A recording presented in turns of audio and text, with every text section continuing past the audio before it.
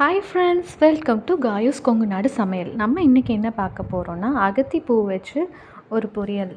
இது ஒரு மசாலா மாதிரி செய்வாங்க. இது எங்கள் மாமியார் தான் செய்கிறாங்க. வாங்க பார்க்கலாம்.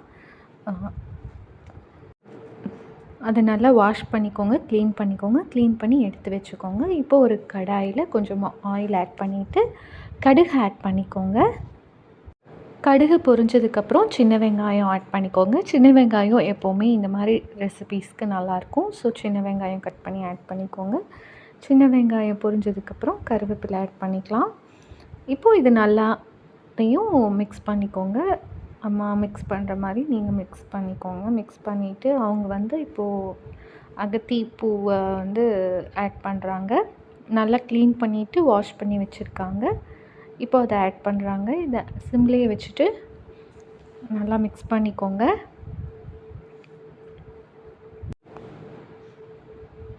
இது ஒயிட் ரைஸ்க்கு ரொம்ப நல்லாயிருக்கும். பிசைஞ்சு சாப்பிட்லாம், ரொம்ப நல்லாயிருக்கும். இப்போது இதில் 1/4 ஸ்பூன் மஞ்சள் தூள் ஆட் பண்ணியிருக்காங்க. 1.5 ஸ்பூன் மிளகாய் தூள் ஆட் பண்ணியிருக்காங்க. அப்புறம் தேவையான அளவு தண்ணி ஆட் பண்ணியிருக்காங்க. இது எல்லாத்தையும் நல்லா மிக்ஸ் பண்ணிவிட்டு வேக வச்சுக்கலாம். நல்லா மிக்ஸ் பண்ணிவிட்டு வேக வச்சுக்கோங்க. அதுக்கப்புறம் இதில் கரம் மசாலா ஒரு பிஞ்ச் ஆட் பண்ணுறாங்க. இதோடய ஃப்ளேவர் இன்னும் டேஸ்ட்டாக இருக்கும்னு உங்களுக்கு வேணும்னா ஆட் பண்ணிக்கோங்க. வேண்டாதவங்க ஸ்கிப் பண்ணிக்கோங்க. அது உங்களோட டேஸ்ட்டை பொறுத்து ஆட் பண்ணால் நல்லாயிருக்கும். இப்போது இது எல்லாத்தையும் நல்லா மிக்ஸ் பண்ணி பொறுமையாக மூடி வச்சு வேக வச்சுக்கோங்க. இப்போ பாருங்கள், நல்லாவே வெந்துடுச்சு.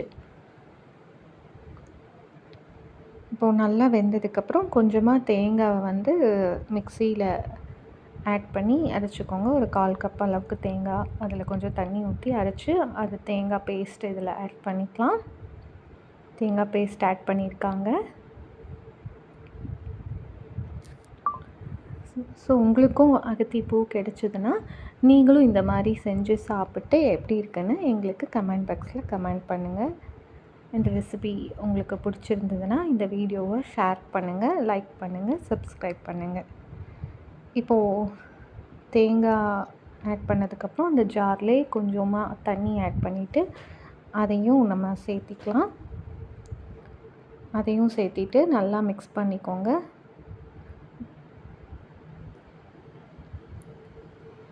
நல்லா மிக்ஸ் பண்ணிவிட்டு பொறுமையாக நல்லா மிக்ஸ் பண்ணிக்கோங்க. நல்லா மிக்ஸ் பண்ணிவிட்டு சால்ட்டு தேவையான அளவு ஆட் பண்ணிக்கோங்க. சால்ட்டும் ஆட் பண்ணிவிட்டு அப்படியே சிம்லேயே வச்சு வதக்கிக்கலாம். உங்களுக்கு தண்ணி இன்னும் வேணும்னா கொஞ்சமாக ஆட் பண்ணிக்கோங்க, இல்லாட்டி அப்படியே விட்டுருங்க.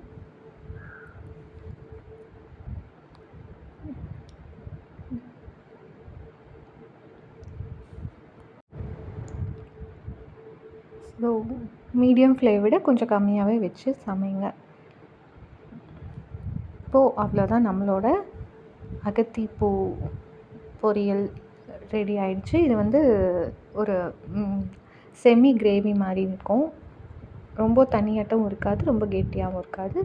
ஸோ அந்த பக்குவத்தில் இருக்கும். ஒயிட் ரைஸில் பிசைஞ்சு சாப்பிட்டா ரொம்ப டேஸ்டியாக இருக்கும். அவ்வளோதான், நம்மளோட அகத்திப்பூ கிரேவி ரெடி ஆயிடுச்சு. தேங்க்ஸ் ஃபார் வாட்சிங்.